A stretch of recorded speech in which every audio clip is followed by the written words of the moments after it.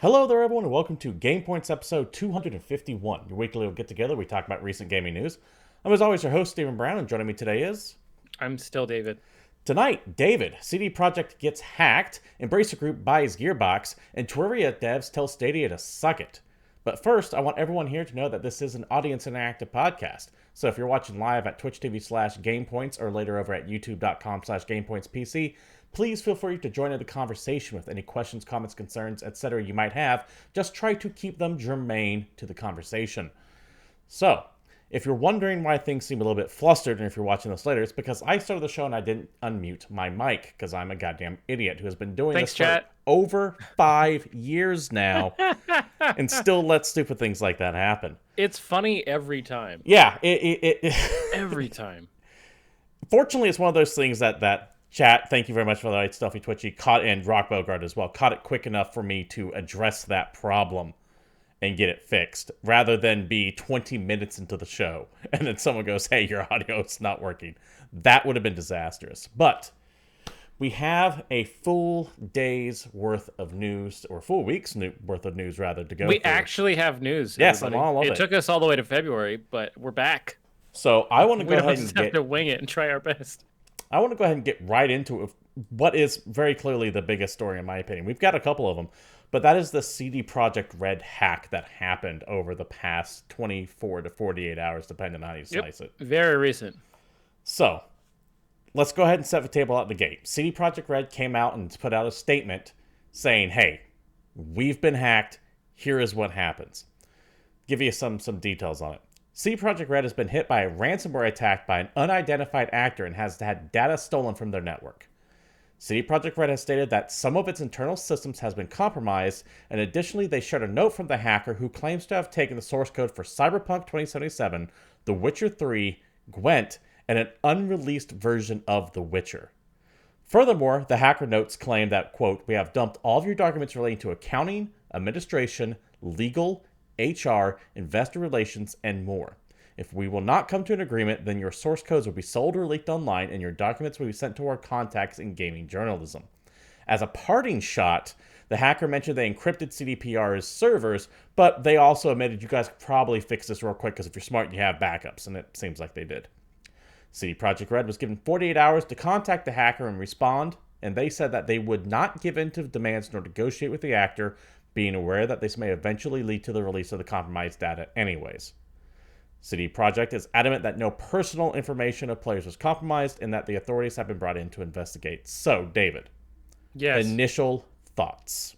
Dude, the CD Projekt RED statement reads like the rant that Tom Cruise has in Tropic Thunder. I wasn't thinking Tropic Thunder, but I was thinking like any Tom Clancy movie. That's what I was thinking you were saying. No, I mean specifically, we do not negotiate with terrorists. And he hangs up the phone and the room's like, like it's just... the right move on CD Projekt's RED part. I did make a quick little couple minute video and put it up on the channel earlier as this news was breaking, because it happened while I was going to bed last night. And I was like, this is too important to sit on and wait for the show to at least get out there. It sounds like this is like the note that the hacker left behind makes all these claims what they got. It sounds like they did get it all, because CD Projekt RED, while they themselves aren't really saying exactly what they got, they do make mention, if you read the details, that that their servers were encrypted, which is something the hacker says he did. So if he was right about that, I can only imagine that he has all of it. Yeah. I just can't get over the first line of it saying, your have been epically pwned. Yeah, English is clearly not their first language, but then again, none of us can really speak it either. It's just great. Like, the hacker, or the actor, 4chan, as it were, says that they were epically pwned. And to me, that's just so... I hear Cartman from the World of Warcraft South Park episode saying it that way. It's so hackers. There is a myriad of theories as to what this could be. Some people think it's just someone from the Russian troll farm. There is someone going out saying this is probably a disgruntled employee. But it is very clear. There's some people saying that they're faking it. Yeah, I haven't seen that one actually. But I would. Oh, you haven't seen that? I wouldn't be surprised if someone thinks that. I want to make perfectly clear. I don't think CD Projekt RED think this at all. But I wouldn't be surprised to hear that someone was thinking that because they have such a hate boner for CD Projekt Red right now. And regardless of what you think about the state of Cyberpunk and how it was released and whether or not they lied to the public, they don't deserve this. They don't deserve to have all their source code leaked. They don't deserve to have their fucking internal documentations leaked. This is kind of fucked up. What's your stance on that? It's basically like anytime anybody gets hacked, it sucks. But I don't know what we're gonna see happen from it. You don't think that do you think this is going to damage? I mean, we're gonna get leaks. We're gonna see source code, but I don't know exactly how much personal information potentially was taken. They have been very, very strongly saying, hey, no personal data has been leaked. In fact, I believe almost every company keeps that stuff off-site through another company when it comes to like credit card numbers and stuff like that. Yeah, I think that's been the case ever since like the great PlayStation breach of whenever that was. Right.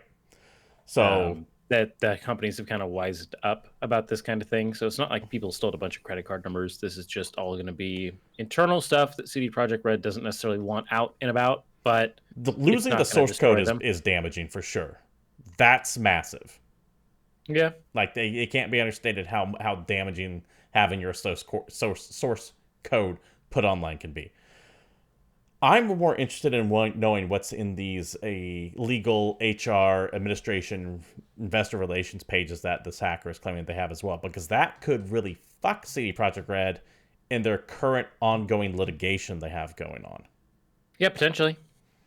Because you can't unring that bell. If it gets leaked out and there's something damning in there, yeah, it sucks that you get hacked. You shouldn't have got hacked, but you can't take it back once it's out there.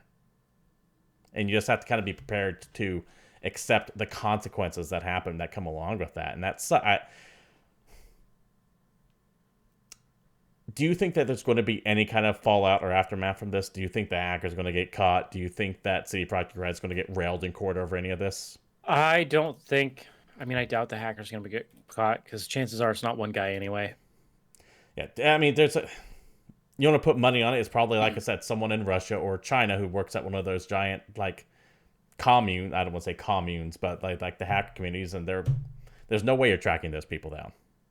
Yeah, I don't think anybody's going to be caught from it. I could see it hurting them in court for their suits that they have going. I don't necessarily know exactly what's going to happen. What do you think about the stance of telling the hacker to fuck off? Classic. Yeah, see, that probably be my stance too, because there's no guarantee they're not going to release it anyways.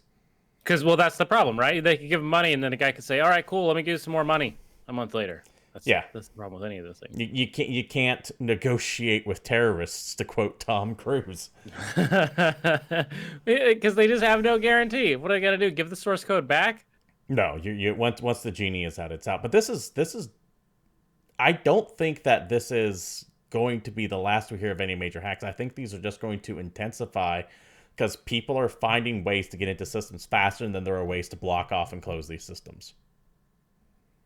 Nothing can be kept secret anymore. I mean, it wasn't all that long ago. We had the Resident Evil hack that essentially told us every single thing they're doing for 5 years. Everything Capcom's doing for the next 5 years? Yeah.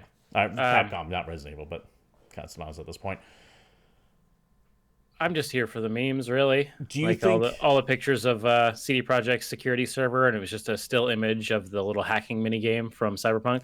I did see that going around. That's funny. Or like the image of the hacker, and it's Keanu Reeves' character from the game, whose name I can't remember all of a sudden. Johnny Silverhand. Yeah, I blacked out on what it was. Couldn't tell you. He's got a silver hand, dude. It's real easy. You think.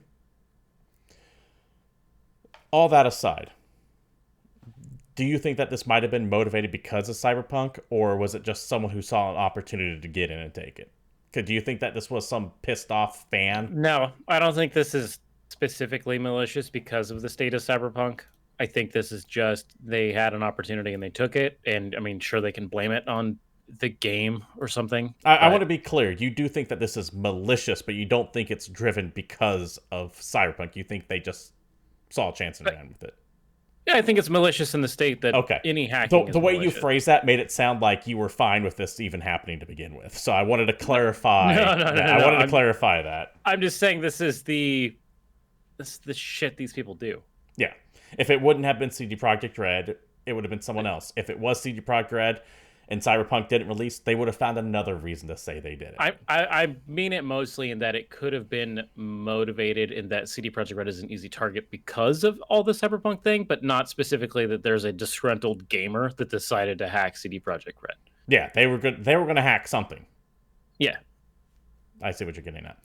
Is there anything you want to add to this? Because I think we've kind of covered it. There's really not much to talk about the story other than that it's pretty goddamn huge and damning for CD Projekt Red and CD Projekt as a general It happened. Rule. It's a big deal, but we don't know any of the repercussions yet. It's kind of too early, right? Because we haven't even hit the 48-hour deadline. We'll be coming up close to it. Depends on when they got there. That's why I said 24 to 48 hours, depending on when they did it. Because when CD Projekt put out their statement, they said in it yesterday. Now, that's a nebulous yesterday. It could have been yesterday as in 4 hours ago, 8 hours ago. I guess if we see a massive info dump on any of the chans or some media outlet starts reporting on it, we'll know if they actually were true to that word and leaked it. Yep. Personal aside, if you ran, let's say you were in charge of IGN or Polygon or Kotaku or Game, the one that does the news, and you got the info dump of all of it from an anonymous source, would you publish it or would you hold it? If I got it? Yeah, if you got it directly and you were the EIC of one of these big sites, would you instruct your staff to run with it? Or would you say, no, we're not running this? What, a bunch of personnel information? Why the fuck am I going to run with that? It's not necessarily personnel information. What if in there you had like, here's the source code for all this stuff. Here's information on the next game CD Projekt Red's working on. Here is an email from the CEO of CD Projekt Red confirming, we know this is broken. Ship it anyways. What if you got something like that? If there's any proof of illegal dealings, then fuck yeah, they deserve to burn. Okay. What if I'm not going to just post their source code. I'm not going to just go out of my way to make them look bad. Yeah, I'm not saying posting the source code, but the tidbits that glean from that. If you were able to go, we heard that The Witcher 3 was originally going to be like a prequel or something like that. Would you run that? Would you even talk about anything? Illegality of it set aside. It would probably be, the leak's real. And that would be it.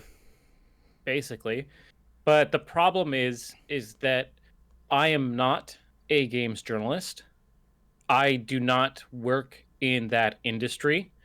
And I'm fairly confident that if any of the major publications got this information, they would run with it. Because if they got it, that means the other guy got it. And if the other guy got it, he's going to run it. So if I don't run it first, I'm going to miss out on page clicks. If I miss out on page clicks, I miss out on ad revenue. If I miss out on ad revenue, my partners will pull out and go to the other publication, and then I will close because that's what all of these websites are doing. That's why I'm asking if you would do it or not. I'm curious because you're in that situation. You have to consider that.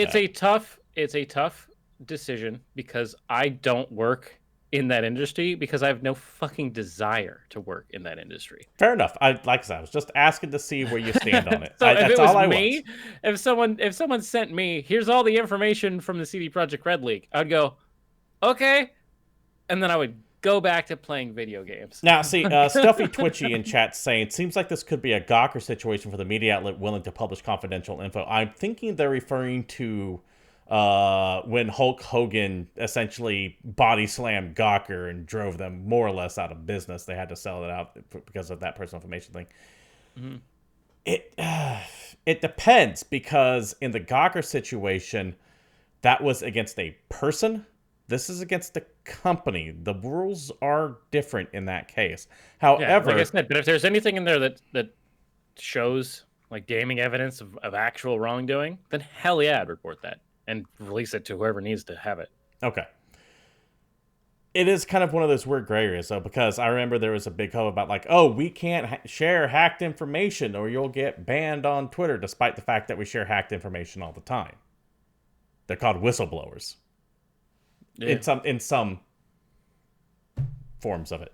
So I don't even know if we will hear anything about what comes from it. I think that when the info dump happens, it just really depends on what it is. Yeah, I think when the info dump happens, you are going to have people coming through it, and if the the information gets loud enough, the sites can't help but cover it at that point. If it gets shared enough, if it gets spoken about enough, there comes a point where the IGNs, the GameStops, the Kotakus will have to say, all you need is someone who has access to the leak getting a post on Reddit to the front page, and if that happens, every single website will talk about it. But yeah, it's just one of those moral quandaries I wanted to bring up with you and for those watching. What would you guys do? Would you run it? Would you suppress it? Would you wait until another site did it and then run with it? Would you cherry pick it and only run very specific things from it? I'm just curious to know where people stand when it comes to hacked information. Not like, oh my god, this is the NSA spying on everyone and we need to let everyone know. This is a fucking video game. The lovers of degree. I'm just curious to know where people's lines are drawn in that case. Anyways, let us know down in the comments below. David, you want to go ahead and take these next? It's kind of one story, but it's like 2 or 3 things all combined. It's mostly one story. So Embracer Group, I know you know who they are, but does the audience know who the Embracer Group is? Probably not. What are they, David? Embracer Group is the, at this point, conglomerate that is behind THQ Nordic, yes? Yeah, they own... it's the investor group that owns like THQ Nordic and all the other stuff that THQ Nordic has been picking up. So like Saber Interactive... we could sit here for 20 minutes and list all the things. Thank God you said that, because I blanked out on every other company that was in there. I you don't have to admit that. You could just let it go. Anyway, they own a whole lot of things, and in recent news, Embracer Group has merged with Gearbox Entertainment. You know, those guys that make like Borderlands and Alien Colonial Marines. Yeah, those are the 2 I'd pick.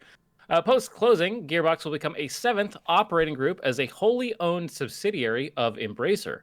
Gearbox founder and CEO Randy Pitchford will continue to lead Gearbox, and Randy Pitchford and the employees of Gearbox will jointly become a significant shareholder in Embracer. I'd be very curious to know how, like, is it every single employee at Gearbox gets Embracer stock? Is it just the top level? How much of it they're getting? I'd be curious to know what those numbers are. It's probably, hey, Gearbox, you guys get this much stock, and then they get to divvy it up. Possibly. Yeah, you're probably right. Yep. I was just curious if it went all the way down to, like, the janitor or if it's all staying at the top. Just a curiosity thing. It's probably going to float near the top. The day one purchase price amounts to $363 million on a cash and debt-free basis, of which $175 million is paid in newly issued Embracer B shares, and the residual in cash. So, which means roughly just shy of $100 million straight cash, and the rest in shares. Yeah, I mean that's some pretty fuzzy math, but we'll count it. No, almost 200 million. I'm sorry. Yeah, I'm sorry. Almost 200 million. I'm doing that wrong. I was like, that's okay. Almost 200 million in cash. There you go. Subject to fulfillment of agreed financial and operational targets in the next 6 years, an additional consideration of a maximum of $1 billion may be paid, of which a maximum of $360 million is issued in Embracer B shares and the rest in cash. To earn the maximum consideration, the accumulated adjusted EBITDA... Essentially, the company has to make $1.378 billion over the next 6 years to be able to qualify for that extra bonus, for lack of a better term. Basically, if they make $1 billion, they'll get an extra $1 billion. Yeah, that's a good way of actually saying that. Yeah. Obviously, this has a lot of legalese to it, and it is horrible if you're a normal person to read any of this shit, but the bullet points remain. That's why I wanted you to do it. Embracer Group merged with Gearbox. Embracer Group now has a 7th operating group, which is Gearbox. The entirety of Gearbox. They didn't cut it up. They didn't buy off their properties. They Lock, stock, and barrel. The only thing that is important to note is that Borderlands will still be published by 2K Games. Because I think 2K actually owns a chunk of that. Either owns the IP or owns a chunk of that IP outright. Yep. And that's not all of the money that Embracer Group has spent this last week. They have also acquired Aspyr Media.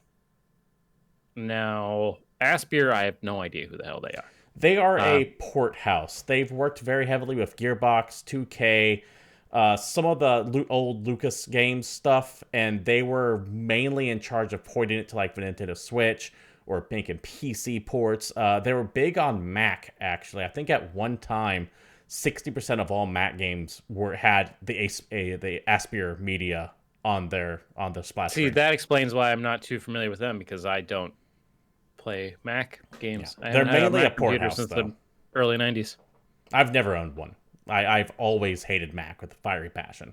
Well, to be fair, I've never actually owned an entire Mac. I've just had a Mac running inside of Windows. That's about it. But yeah, so there's another purchase from Embracer. Yeah. Obviously the dollar amounts are far smaller. Yeah, $100 $1 million million cash, or 1 million, 100 million cash. 100 million total, 60 million Is cash, 40 million in shares. My mistake. Thank you for correcting Additional consideration of 350 million, which is going to be paid out under kind of similar conditions to the Gearbox. And there you go. Something like meeting next number of deadlines or... So Gearbox and a company that works closely with both 2K and Gearbox to do ports have been folded into the Embracer Group. More importantly, David, I don't know how this affects what my prediction is. Because remember, my prediction for 2021 was that Embracer Group overstretches hard and is forced to sell off some of these properties that they came into possession of, which... I mean, this goes directly against your prediction. Does it? Because in 6 months, this might bite them in their ass.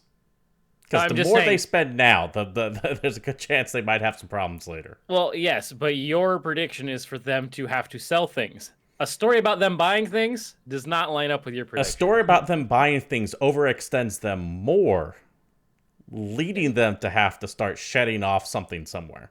Potentially. Or they have a ridiculous amount of money. To the point where now Embracer Group, after this, has overtaken Ubisoft as Europe's most valuable public game company. Man, how bummed are we that we didn't fucking buy this stock so long ago? You know what's pissing me me off is that I have literally been trying to get into Robinhood since the end of December. Because and they still haven't verified my account for some goddamn reason. I've been trying to figure out what's going on. Don't use them anyway. Those guys suck. Well, they suck now, but when I first started doing this, it was at the end of December. And the two things I was going to buy a shit ton of stock in was GameStop and fucking Embracer Group. Dude, I wish I had Embracer Group stop 3 years ago. We've talked about it so many times, but the THQ Nordic stock price has gone up 17,000% since they started it's a ridiculous going on number. This acquisition train. I am so It was like a fucking angry. penny stock, and now it's worth so much money. I am so angry at this right now. It's not even funny. Oh, well. It's just a very fancy lottery system. We don't have to worry about it. I don't know about that. It's all witchcraft anyway. It's just they just cut the chicken with his head off and throw him out into the bingo card of various stocks on there. Whatever he lands on goes up 10%. Hey, dude, frozen concentrated orange juice. That's the next one. That's what I'm going for. Watch that movie again, by the way. Still holds up. It's an amazing movie. There you go. All right, David. While we're talking about boring ass numbers, one of my favorite things to do. This is just your favorite. Yeah. Let's go ahead and talk about the fact that Ubisoft had its Q3 earnings call today. Oh, man. I love it when exciting. a bunch of stuffy people get into a boardroom and have a telephone call about how much money they made. I compressed it down to the interesting parts, and I say that in quotes. All right. Let's go. Okay. First up, these are just things that I found kind of nifty. First up, they've been doing pretty good on next-gen consoles, it seems. Assassin's Creed Valhalla is the biggest launch in history and the second best-selling game on next-gen consoles. Biggest Assassin's Creed launch in history. Yes. Biggest Assassin's Creed launch in history. I think I've seen that movie. The second best-selling game on next-gen consoles. Watch Dogs Legion is the fourth best-selling game on next-gen consoles, and Immortals Phoenix Rising is the seventh best-selling game on next-gen consoles. One big caveat to that, though, David. What the hell else is on next-gen consoles at the moment? Yeah, because there's not a whole lot of first-party stuff. Ubisoft's just the first one there. They did mention that they're going to be Ubisoft mentions they're going to be ramping up production of their free-to-play games, and they're going to see some more of those this year. I think that is that's where they're going. Of course, they love the money games as a service mentality.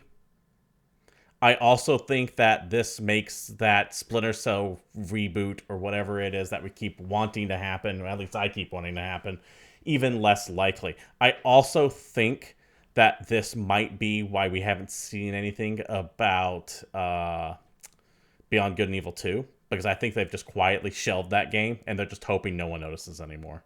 Because they're shifting harder and harder to the free-to-play mentality, or the games as service mentality. And if they can't figure out a way to make the rumored Splinter Cell and Beyond Good and Evil 2 into like very hardcore come back every day to do your shit kind of games, those games as service things, they're just not going to release them. And I also think that's one of the reasons why we haven't heard anything about specifically Beyond Good and Evil 2 is because they just can't find a way to do it. Other little tidbits. I don't know. I'll have to look it up on Hit Record and see if people are still working on projects. Oh yeah, I forgot Hitcord was a thing about that. Yeah. They're also working on a mobile game with Tencent.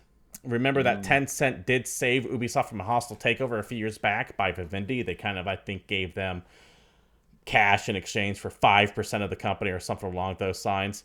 Yes, we'll be talking about that as well, Stealthy Twitchy. And finally, regarding Massive Entertainment. Massive Entertainment is still going to be making content for The Division 2 through 2022. They're still working on the Avatar game, and that Avatar game will release before the Star Wars game. Now, if you remember a couple weeks back, we found out that Massive was working on a new Star Wars game. It's going to be they were making an Avatar game. So we're not going to see the Avatar game for another 2 years, and then we'll see the Star Wars game 2 years after that. Like, damn. Yeah, that Star Wars game is going to be running on the Snowdrop engine, which is the same engine as The Division. We were speculating that it might play like The Division, some kind of looter-shooter, games as servicey thing. Still what my money's on. Yep. As far as that Avatar game, I'm still shocked that game's in development. Because I haven't heard anything about it other than the occasional check-in to go, hey, we're still here, we're still making it, don't forget about us. Is this James about Cameron's the blue people Avatar or the good Avatar? It's Dances with Smurfs. Okay. All right. Yeah, this is going to release concurrently with the James Cameron Avatar, the new movies, which should have been released like fucking 5 years ago, but he keeps delaying them over and over and over again. You want to talk about, as an aside, a franchise that really missed its chance to strike? What is Avatar? Because when that first movie came out, it was on everyone's mind. Everyone went to see it. People were loving it. There were people going back. If the second movie had managed to come out within 3 or 4 years, people would have been hyped for it.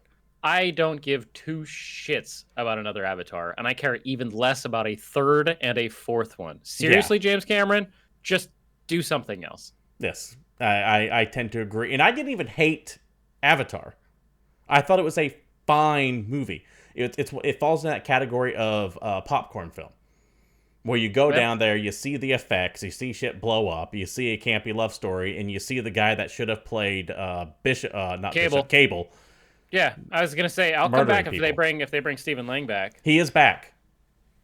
I know he died. Spoilers for a 10-year-old movie. But I'm not gonna go to the theaters to watch it. But he is back. Rock Bogart asked the good Avatar or the bad one, and he is very upset that is, I guess, the bad one. I don't. Okay, hold on. I'm confused by this because that assumes that the Avatar movie by M. Night Shyamalan. No. No one is ever in the history of fucking time talking about that train wreck. We're talking about universes here, and the only Avatar that we are ever referring to is the Last Airbender cartoon from Nickelodeon. Okay. See, that's where I was confused. Don't come at me with that bullshit. I know you still haven't watched it because you refuse to have enjoyment in your life. And I am told that I personally would really love that show, given my affinity for Babylon 5. But that is what we're talking about. All right. I just wanted to make 100% certain. Apparently that game still is coming, though. I like the fan game the guy made in Dreams. By the way, I think Massive Entertainment has like a studio of like between 700 to 900 people, so they can definitely handle multiple. I had no idea they were that big. That's insane. I think they've ramped up to that much. It's one of those things I kind of want to take a look at, but actually, I'll do that while you read on to this next story here, because I think you might have some of a personal connection to this guy, or at least maybe know him a little bit more than I do. Man, this is it's a horrible story that is also kind of funny, and bear with me here. This one's from IGN. And Terraria on Stadia has been canceled. But not for the reason you expect. Stay tuned. Anyway, the developer of Terraria was locked out of his Google accounts. The co-creator of Terraria has canceled the upcoming Google Stadia version of the game after his Google accounts were locked. Andrew Spinks, or Demilogic on Twitter, explained that he had lost access to all of his Google accounts, including Google Play, Google Drive, YouTube, and Gmail. Spinks has been trying to recover them for over 3 weeks, but his attempts have been unsuccessful, and he claims he has been given the runaround by Google. He had a pretty long tweet post that you could look at. Basically, what had happened is they got hit with like a TOS issue on their YouTube video, which is ridiculous because their YouTube channel is the game company YouTube channel that only had trailers for Terraria. So he didn't necessarily know what he got hit for, but if you Google's notorious for not telling you exactly what you did, and the ambiguity is part of the plan. If you get hit with a ban from Google and you are in the Google ecosystem, your life is fucked. You can't get access to any of your email, so you have no idea what anybody's telling you about. You can't get access to YouTube, to your Google Drive, to your... there's just like so many things that you can have all linked into Google, and it's not good.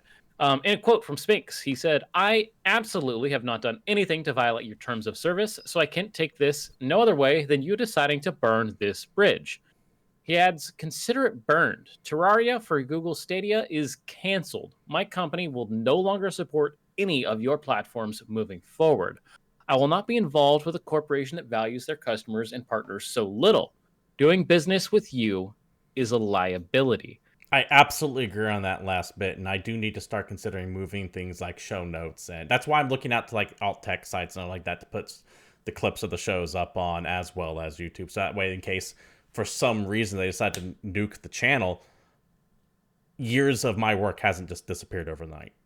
Because that's the tough part, is if they give you this ban, there's you can look up enough on this, it's almost impossible to get this turned around, because there's very little recourse for you because you don't have access to any of your stuff, so you don't even know what you're fighting for. And they don't tell you what you did or what it triggered. They just go, well, this happened, and you're like, well, what happened? Well, this.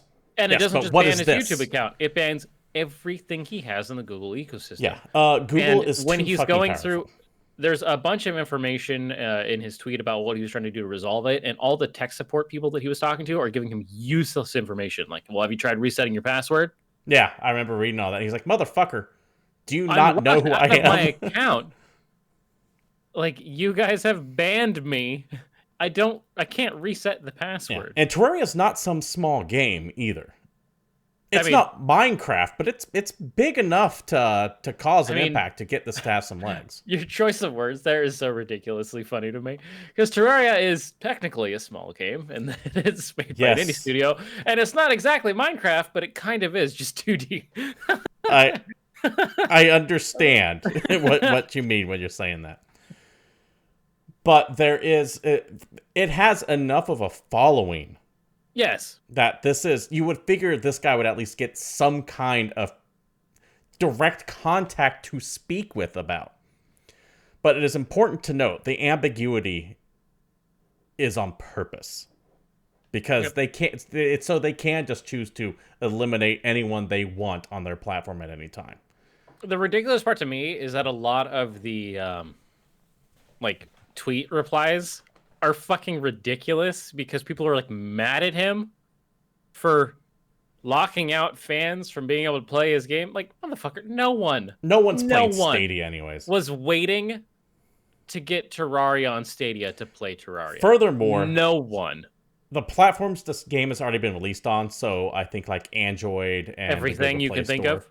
Yeah, he's still going to be updating like for patch notes and stuff like that, but it's for future products and everything else. He's like, "Fuck you." He summed it up best in the last sentence. Doing business with you is a liability,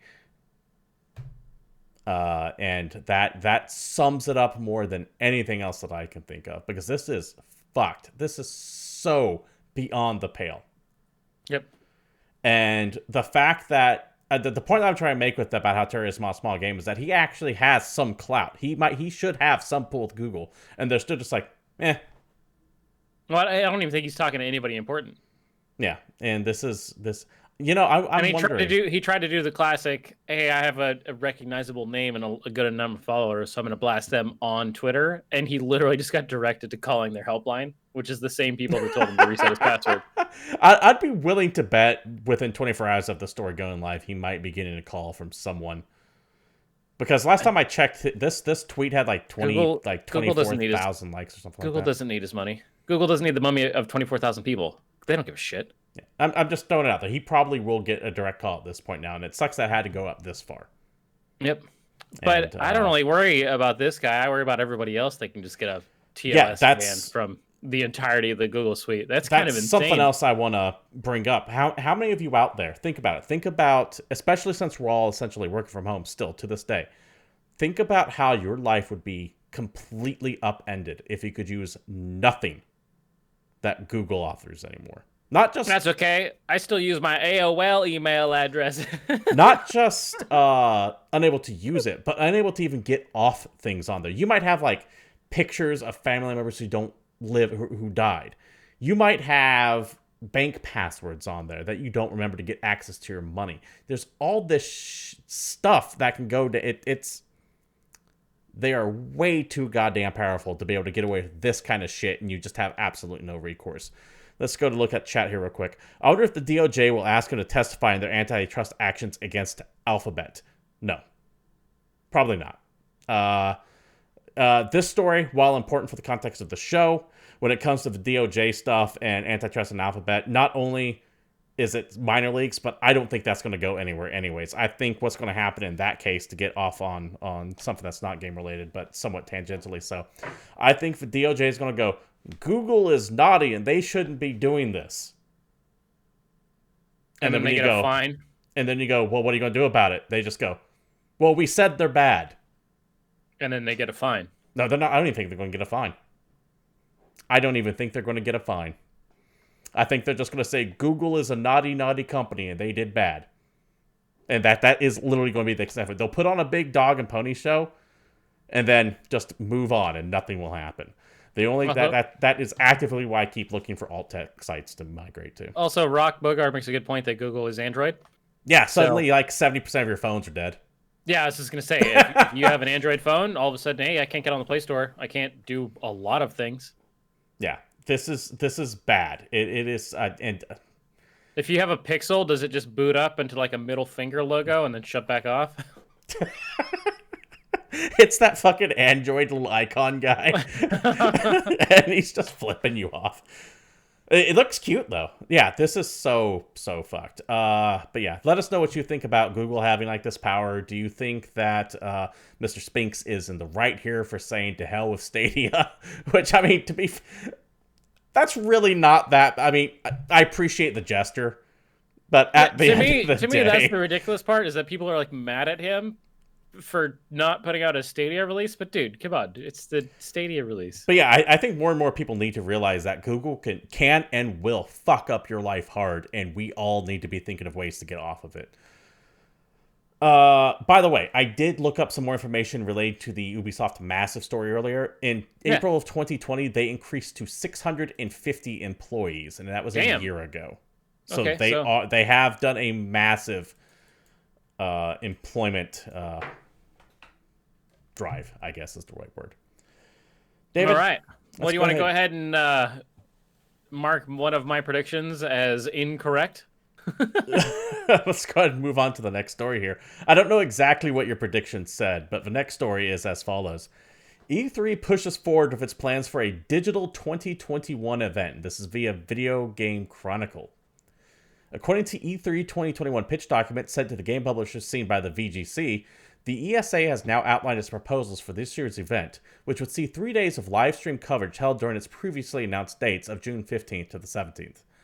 The ESA's intention is to hold multiple 2-hour keynote sessions from game partners, an awards show, a June 14th preview night, and other small streams for games publishers, influencers, and media partners. The broadcast event will be supplemented by media previews the week before, as well as demos released on consumer platforms according to the ESA's proposal. However, the E3 2021 plans still require the approval of the ESA's membership. So all this sounds cool, but it hasn't even been greenlit yet. But seems to be what they are planning to roll out for E3 this year. What was your prediction? It wasn't mine. Actually, I think it was yours. I thought one of us had predicted that E3 wasn't going to happen this year. But upon double checking my list, turns out, no, I didn't predict that at all. I don't think I predicted it. I don't know, dude. I thought we talked about it, but maybe that was from That's some shit we would have said, though. That's what I'm saying. I don't know. That's just dumb enough. I swear that one of us would have said it, but That's eternally, January 2022's problem, not ours. Right? Yeah. Those idiots. Meanwhile, Jeff Keighley has come out and said he's committed to doing his own thing. If you remember last year, he very much split from the ESA. Summer Games Fest. Yeah, and ran his 3 to 4 month Summer Games Fest, which dragged on way too long with very few announcements in between the months. I stopped paying attention to it. Yeah, I really did. And to be fair, that was all thrown together last minute with COVID going down. So hey, he was doing his best. Everyone was doing what they could. This is not me shit talking Keighley. I'm never shit talking Keighley. He's the man keeping the dream alive. The guy. This year, the Summer Games Fest is still happening, but it's going to be condensed down to a single month, which it should have been the first time around. But when you have so many plans getting canceled or moved around, hey, more power to. Excuse me. Can't wait for Keighley's event to be better than E3 2021. Let's see. Yeah, that's kind of what I'm thinking is going to happen too. I think that he has the pull to actually get these bigger publishers to show up. Was the ESA has just been bleeding support over the years. Chat says virtual CES was a bust, but not sure why the ESA thinks E3 would be any different. I think it's going to be funny when Summer Games Fest is going to be bigger than anything that the ESA can actually throw together. Yeah. That's kind of where I see this going. It might not be this year. It might not even be next year. But there will be a time soon when whatever Keighley is doing over the summer is just going to overtake whatever. Well, it's just funny because E3 used to involve Keighley, and it didn't. And part of their initial announcement is that Keighley is not involved with this, and Keighley almost immediately responded with, "Yeah, Summer Game stuff is happening. We're gonna have it shorter this year." Yeah, like you guys cut me out of your event, I'll just have my own. It's fine. Don't worry about it. Oh, I don't. They didn't cut him out. I think already laid all the groundwork. I'm ready to go. Yeah, he walked away. He straight up was like, "No, I'm done. I do not like how they're handling certain things." I think it was specifically the data leak. Yeah. When they just went, here's the addresses and phone numbers and personal contact information of every single media person on that signed up for E3, and they just had it on a page that you could just go to.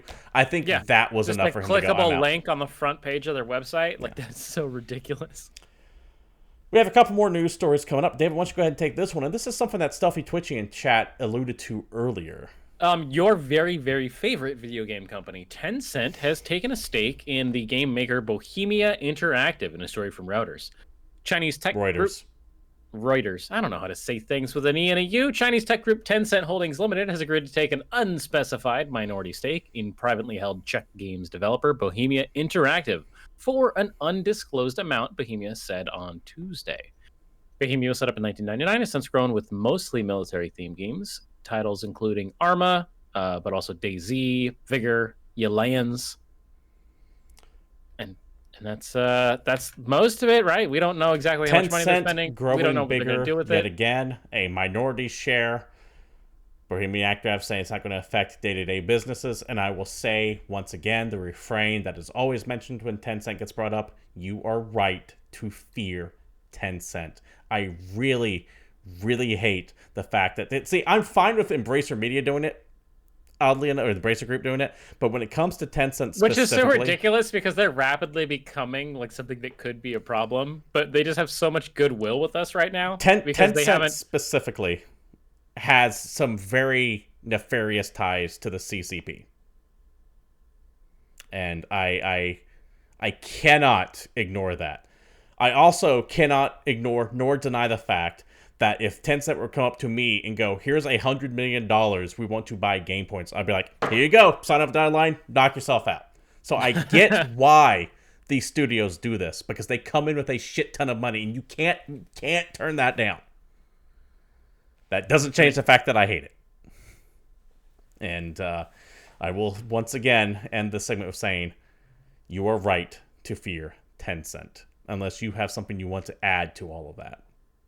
Sure, you're the one that's scared of Tencent. So you're mostly just saying that to yourself. I'm saying it because I think everyone should be rightfully terrified of Tencent. Their connections to the Chinese government is it's bad. It's real bad. Let's see. Let's turn to chat real quick. Now that you think Gabe Newell will release Steam in China, do you think he would sell out to Tencent for tens of billions? No. I'm pretty sure Steam in China only has like 40 games on it. Yeah. Gabe, from what I understand how that works, and I could be wrong, please let me know in chat if I'm not. The way I understand that works is that essentially all Gabe Newell does is he just goes, here's Steam, here are the games, and then it's up to I think the Tencent who filters out the games on Steam. So he really is kind of hands off on it and just goes, this is what we have on Steam. What do you want to actually get on your side? And then Tencent goes through and approves what does and doesn't make it across. But there's Tencent, why they are in a partnership with Steam, it is unlikely that they will ever buy any part of Steam, because I think Steam is 100% wholly owned by Gabe Newell, which is something we don't really talk about all that much because he tends to stay very quiet these days. Yep, he's just doing his own thing, growing his beard. Yeah. Being Gavin. We have 2 announcements of games I am exceedingly excited for coming up. First one, Total War Warhammer 3. We teased it last on the show. They were doing a big tease on it. We didn't tease it, to be fair. They teased it. Yeah, they teased it. It was very clear that announcement was coming soon. Sure enough, not even a couple hours after the show ended, they showed off the actual announcement trailer for it. Seems to be focusing on the eastern side of the Mortal Realms, which means Kilsev, which are essentially fantasy Russians, and Cathay, which is fantasy China. So Kilsev will have your armored bears. Cathay, however, is interesting because while Kilsev has been represented in the Warhammer Fantasy game, like the little table miniature game, Cathay never has been. It's only been mentioned in the lore. So all those models that they were designing for them are going to be brand new, created for this game. Whereas everything else, including the 4 demon factions that they're going to be having, along with Khorne, Nurgle, Slaanesh, and Tzeentch, they've all been represented before in the game. Yeah. Not many details going on right here, but this would wrap up Creative Assembly's planned trilogy for the Warhammer Fantasy franchise. And it is coming sometime in 2021, I would imagine roughly 6 months from now. From what I hear in the rumor factory is that this game was slated to release August to July of last year. But everything got screwed when it came to releases because of the COVID pandemic. So everything was just kind of blasted out across another 12 months or so. Really, now, I know you're hyped for Warhammer 3 Total War, but since this is ending their trilogy of Warhammer-related franchises, what's the next thing you want to see get the Total War treatment? Are we talking about IPs? Are we talking about like original things? What IP would I like to see? Sure, why not? Man, Total War IP. You know what would actually make a really good Total War game, but the timing for it is off. It would have been great if it came out like 5 years ago. Game of Thrones. Oh yeah. That'd have been easy. I think Game of Thrones would have made an excellent Total War game, but you would have had to release it like 5 years ago. You don't need that though, because they put that Crusader Kings mod on, so you just play that if you're really trying to get into Game of Thrones. I think that works much better anyway. Let's turn to chat real quick. It'd be nice if Creative Assembly pulls the Hitman 3 and busts the graphic assets for owners of Total War Warhammer 1 and 2. I wouldn't be surprised if they do that, because they haven't officially confirmed it yet. But remember how last week we were talking about how the owners of Warhammer 2, if you own Warhammer 1, you can kind of combine both games into one giant map. From what I hear, they're going to let you do that with 3 as well, which means that the assets would have to be improved, or else you're going to have like a clear problem with the way units look on one side compared to the other side of the map.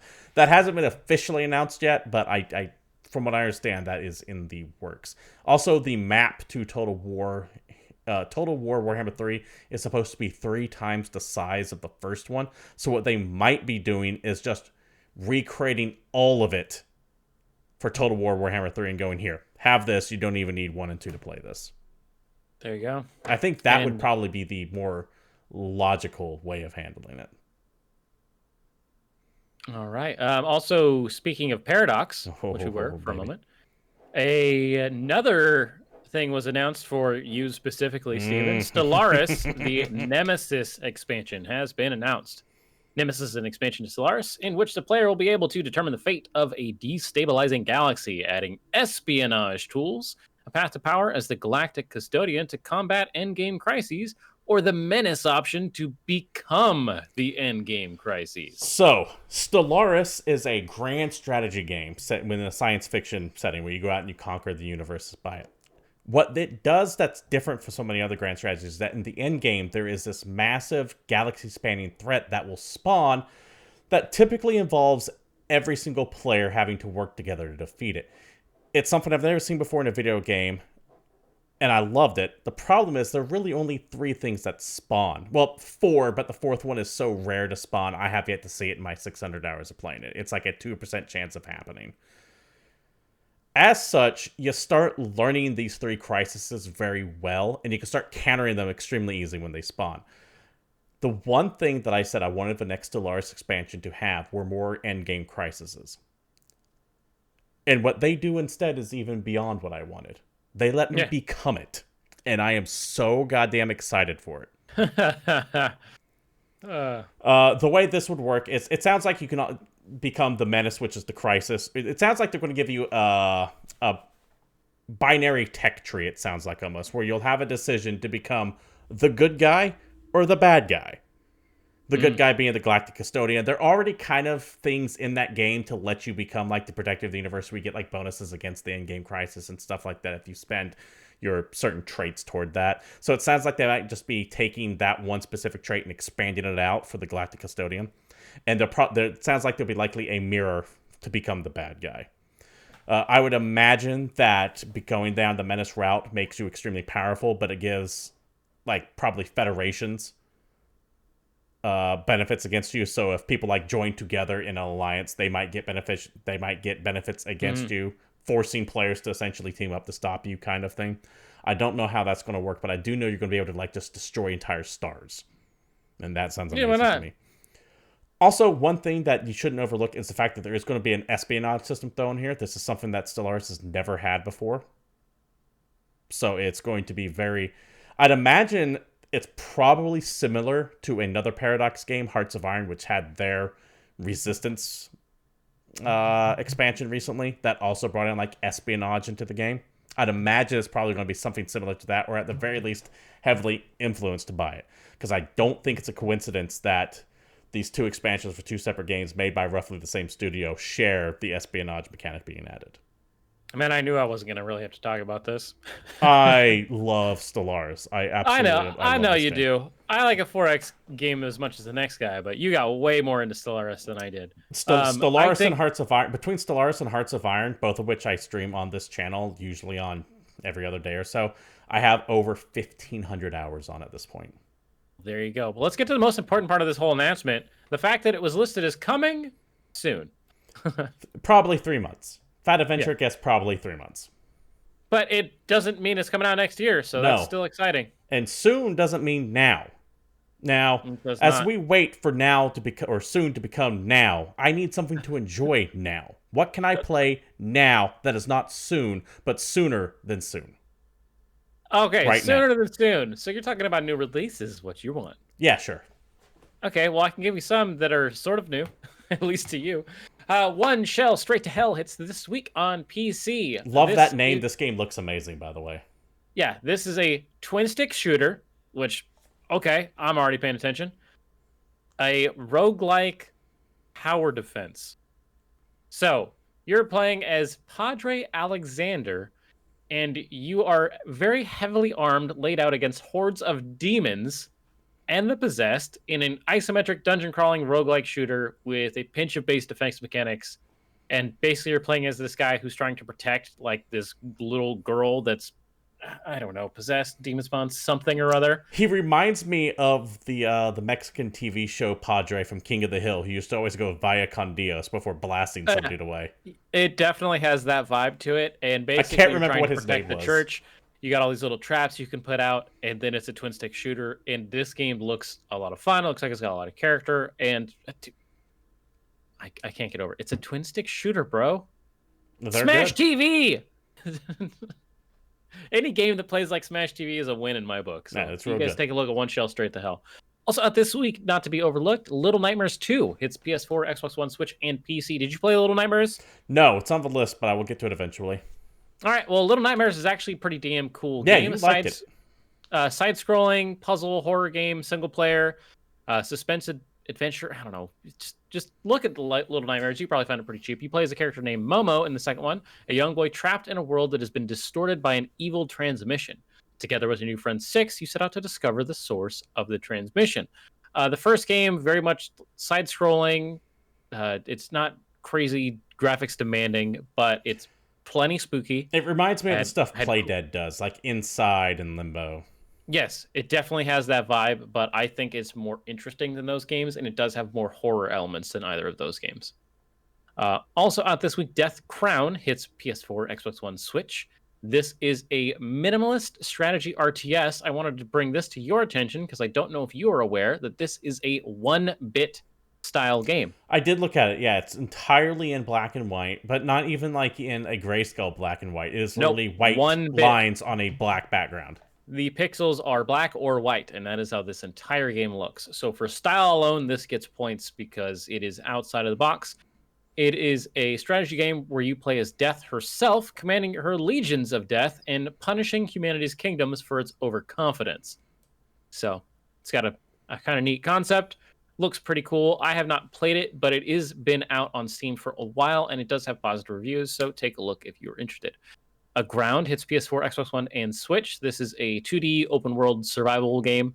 As one of the last human survivors, you find yourself stranded on an uninhabited island with a few other victims of the crash. Can you craft, mine, and build your way to survival?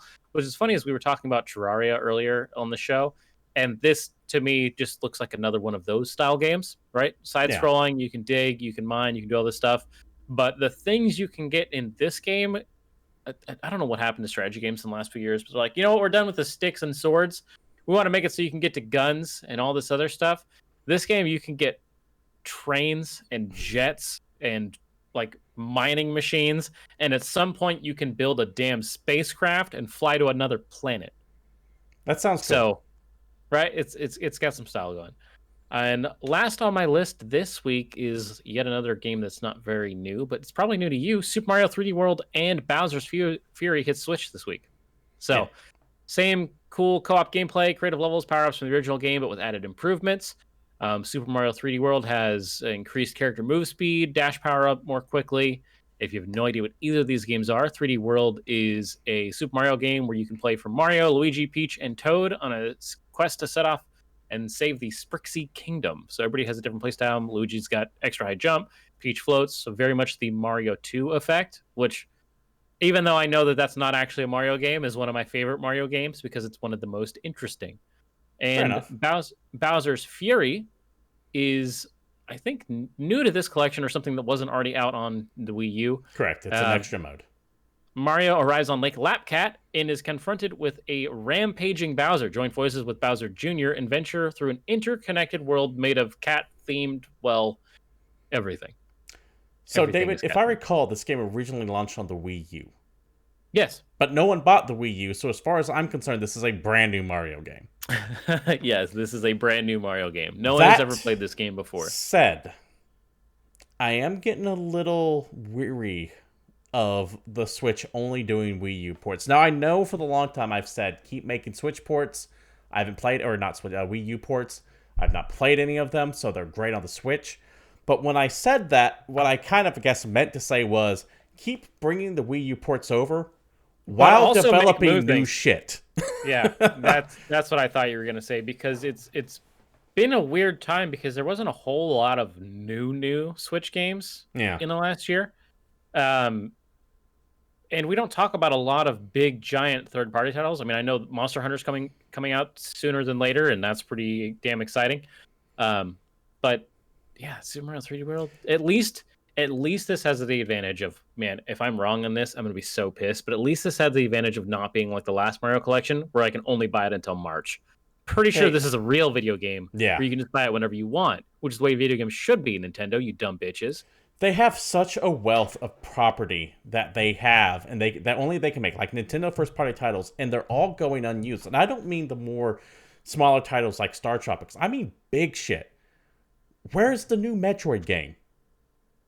Dude, where's F-Zero at, man? I can't have F-Zero happen this year. I can't even have them talk about it this year. I need that point. I have to talk about it every year until it happens. But there is no... Right around the time we're getting the Switch 4. Why is there no talk of a new F-Zero? Why is there no talk of a Metroid? Why is there no talk of Star Fox? Why is there no talk of Punch-Out? Or fucking Excitebike? And they have all of these IP that they're just sitting on and doing nothing with. At least nothing that we know about. Dude, give me an expansion or give me a spin-off from Odyssey.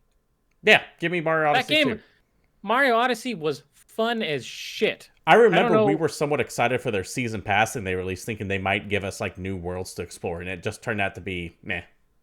Yeah, there was a whole lot of nothing. It was unfortunate. It's one of those funny times where everybody in the world was talking about Breath of the Wild, and I was like, yo, I just want to play more Odyssey because this game is fun as hell. I would still throw Breath of the Wild in the fire twice if I had a chance to. Like, I want to... We don't need to do that. That's not what we're here for. I want to like it, David, but weapon durability kills that goddamn game for me. Just flat out... I have never seen a mechanic so... Then just play Immortals Phoenix Rising. It's that is a great game, by the way. Game without weapon durability. Exact same game without weapon durability, and with a different lore. Let's see. Mario, it's Greek mythology. Stuff at Twitchy is going to get the last comment of the day. Maybe they're holding off to keep them as launch titles for the Switch Pro.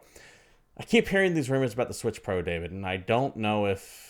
The Switch Pro can go fuck itself. I want a Switch that I can hold in handheld mode with a better battery life. Give me that instead of one that has 4K output on a TV for games that aren't rendered in 4K in the first place and will run at 15 frames per second if they're trying to output in 4K. Yeah, I don't think the Switch Pro is going to be that big of a game changer. I don't think they're going to do that thing like they did for the... What was the Xenoblade game or whatever it was that was like on the new 3DS or the 3DS Pro or whatever it was called. There was one or two exclusive games for their Pro version of the handheld, and Nintendo's weird with their naming conventions, so I don't remember what these consoles are called anymore. I don't think they're going to do that. 3DS XL that had a couple games that you couldn't play on the 3DS. Yeah, is that what it's called? The new 3DS XL? Yeah, exactly. Yeah, I don't think we're going to have that situation. I don't think about that situation. We have to have a Switch Pro to play it. I don't think they'll do that. Yes, and I agree, Rock Bogart. Immortals is good. David? Yes. That does it for new releases, which that means that also does it for the show as well. This has been GamePoints episode 251, and we hope that you enjoyed your time here. If you like what you saw here and you want to support the stream, you know what streamers want. Follow us for notifications turned on, bits, subs. If you're sitting on that Amazon Gaming or that Prime Gaming sub and haven't used it yet, we'd appreciate it here, but if you don't use it here, make sure you give a good home somewhere. You can follow old episodes of the show over at youtube.com/GamePointsPC, and you can follow us live every Tuesday at 8 p.m. Pacific Standard Time right here at Twitch TV/GamePoints. I stream throughout the week, so of course the best way to know is to either follow or join with Discord, which link is provided down below. You can follow the show on Twitter at GamePointsPC, myself, Stephen Brown at CapitalistPig21, or David there at @PalSlife_Satori. Thank you all for showing up. We're heading out. Stay safe. Good night. Hope to see you all again soon. We're out of here.